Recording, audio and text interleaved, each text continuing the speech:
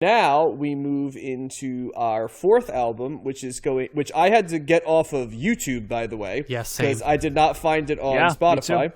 That is the first and only album by X-Ray SPEX. X-Ray spelled as you would expect, and SPEX spelled S-P-E-X. Germ-free Adolescents, as in E-N-T-S Adolescents, not E-N-C-E Adolescents. Matt, why don't you go ahead and run the numbers, and then Josh, why don't you give us a little bit of a history lesson on these guys, because they have a very interesting background. Okay. Yep. So X-Ray SPEX Germ-Free Adolescents comes in at number 389 of the 1970s on Best Ever Albums, number 36 in 1978, number 1,966 of all time. It is X-Ray SPEX' highest rated album on Best Ever Albums, and it also came in on Rolling Stone's list at number 354. There you go.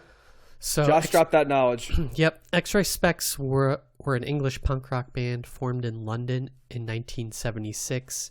And basically formed as a result of seeing the Sex Pistols perform.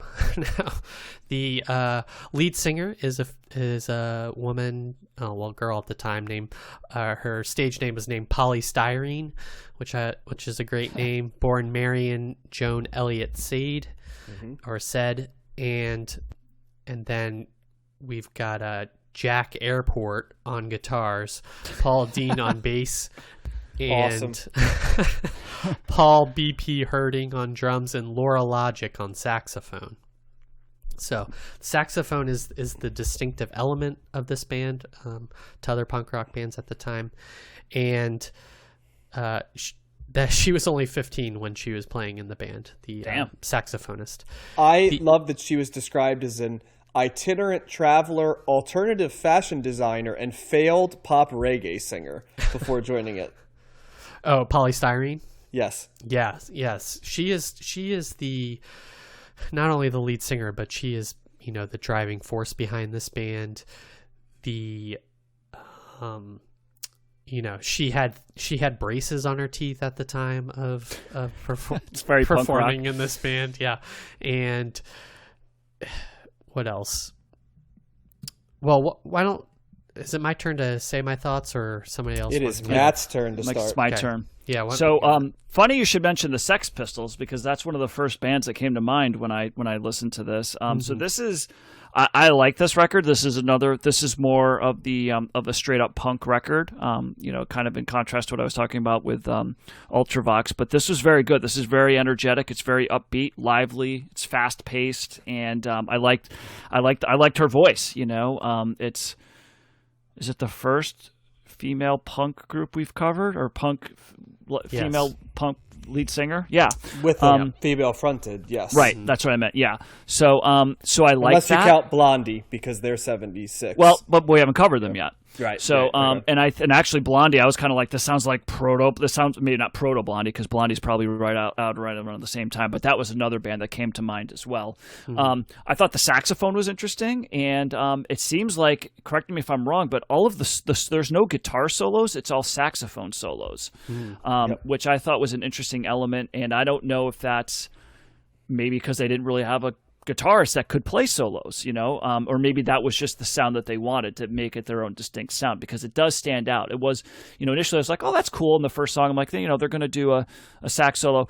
And that was what they did basically throughout the entire record. So it wasn't just a one-off thing. That was part of their, of their makeup. And so I don't know. And again, one of the things that came up, because I'm hearing a lot of horns, not just with the solos, but throughout the record. But I don't know if this is some part of the stuff that would, where ska or reggae comes in. But this is, I was fine. Sure. I was fine with these horns. And I know that I've talked to you guys about not liking ska, and part of that is because the way that they do the horns there. I didn't find anything offensive at all about the horns here. I liked it. I thought that they, maybe because it wasn't as prominent, throughout the song, although they were part of the solos. But to me, it was a little bit different. But as an overall whole, I thought this was very strong. This would be a fun band to see live. That was another thing that I was thinking of. Just, you can just feel the energy coming out of the speakers there. There's the title track, Germ-Free Adolescents, is a little bit different. It's more of a mellower sound. It's the 10th track out of 12, so it does take a while to get there, but it's kind of nice to have a little bit of a different sound there, and it's got some synths, a little bit more like a ballad, so that's probably, and maybe that's the least punk song on this record, I would say. Maybe not, maybe it's not even punk, but overall, thumbs up. It was, never heard of these guys before, didn't know one of these songs, and I liked her voice in particular, and thumbs up, a lot of fun. Yep. So, one minor correction, Laura Logic, since this band only put out like 5 singles and this album, Laura Logic was the saxophonist, but so she's a saxophonist on 2 of the songs on this album, and then the other saxophonist is Rudy Thompson. He joined the band, and so give him credit for that. So I did not know about this band, and I feel kind of like robbed. I feel like this is an essential punk rock band that everyone should know when they're getting into punk rock. I think it's kind of essential to the history of punk rock, especially with female-fronted punk rock and that Riot Girl aesthetic. I think Poly Styrene's probably a groundbreaker, or a vanguard in that respect. In terms of that, I love this album. It's everything I want in punk rock. It felt refreshing. I felt the youth in the album. I love the energy. I love the saxophone. This is right up in my lane in terms of having horns in ska and punk rock. I love when they do that well. Like the Sex Pistols and the Clash and stuff, they are talking about not political, but like adolescent stuff. Consumerist for sure is all over this album. Yeah, and just the status quo, like commenting on the status quo or commenting on things that aren't always said, and especially for a female to kind of talk about all these issues in the punk rock format. I think that was kind of groundbreaking as well, having that attitude and spirit and confidence. I got that throughout this album. I thought the album was just so, it went by really fast. I think this band should be more well known. It's almost like Poly Styrene is the female Johnny Rotten, essentially. They just have that punk rock energy and spirit. They're just groundbreakers. That they should be as important as the Sex Pistols and those other British punk rock bands, in my opinion. So we're in my wheelhouse here, guys, because I know X-Ray Specs. Now, I will admit not knowing this album, but I know X-Ray Specs from a pretty famous song they had called "Oh Bondage Up Yours," which was like a really well-known single. Mm-hmm. Yep. And it's a great song. And so I fully was expecting that to be on this album. And then I saw that it wasn't. I was like, oh, wow. Okay, so they've got other stuff. I then had to take a peek, and I saw that, well, no, that's really one of only a few songs outside of this album they released, which was fascinating. There are multiple things that I want to touch on that I don't think were talked about. First of all, I know you guys went to punk, and there's certainly punk sounds. This is like Riot Girl, 15 years ahead of Riot Girl. Poly Styrene could be a Riot Girl singer from the bands that came later. When you hear her voice, you hear every very feminine early 90s. I always think of bands like the Primitives and stuff in the 90s, or Bikini Kill and stuff, like that very feminine voice, right? But then you add in and feminist take on things, by the way, because the two themes lyrically that came out of this were feminist themes. There's even one album, I think that the chorus is basically her saying that she likes men. You know what I mean? It's sort of said, in a way that's well, yeah, I can be a feminist and I like men too. That's kind of there. And it was, done, I'm not going to say winkingly. It was done sort of brashly. There's a lot of talk about consumerist themes on here and the artificiality of pop culture, which, plays nicely in with punk. But this definitely felt to me like some of what they were trying to do with the Runaways, but Yes. a much more authentic version than a sterilized, which is funny because they talk about the artificial, and I'm like, well, the Runaways with artificial, here's the real item. Well, so they're much more well known too. Yeah, I would say. So I'd like to put that out there. I love the late 70s era of this music because there are also through lines to some of the two-tone ska I love here with the horn, that was here, the saxophone, all the way down to the fact that Polystyrene's like half black, half white, sort of similar to like Pauline Black from the Selector, and, all the bands like the Specials and stuff that were these multiracial, groups, in the same way that this was sort of, mix of female and male, which was a part of it. So there's some of the same energy, and then she delved into reggae, just like the Clash did. I love the syncretic nature of all of these late 70s British groups. They're in like a realm. I feel like they're almost going for a utopian modern idea of what we look at, but so far ahead of schedule. I love the Britishness of the voice. It just gives it the girlishness of it. It's funny because it's like a girlish sounding voice, but with female themes, right? But also this like distinctly British voice that places it like absolutely in Great Britain, of its era.